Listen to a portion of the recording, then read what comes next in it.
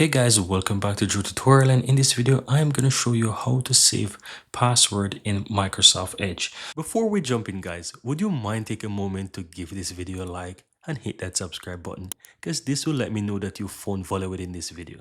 And on top of that, the biggest benefit is that you'll never miss out when I release future videos just like this one. Now let's continue.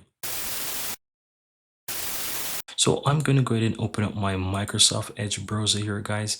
And in order to save a password in the Microsoft Edge, you want to click the three dots on the upper right hand side and go to settings here. Now, once you're inside Microsoft Edge settings, guys, if you look towards the lower section here on the profiles, you will find passwords. So you can click on that and this will open up the passwords section here in Edge. So all you have to do to add a password is click the add button here towards the upper right hand side.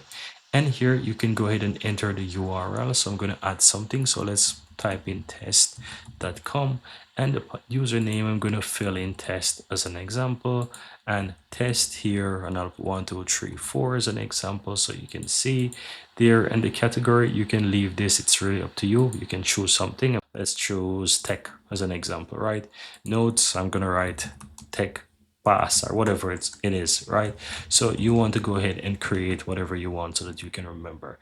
Then click on save. And once you do that, that credential will be saved here. At any point in time, you can easily go ahead and search for this. You can go ahead and search for it by simple typing test, and you will find those there. This is the one that I've created. I can click on it and I can enter my Windows credential in order to see this. So I'm going to go ahead and do that.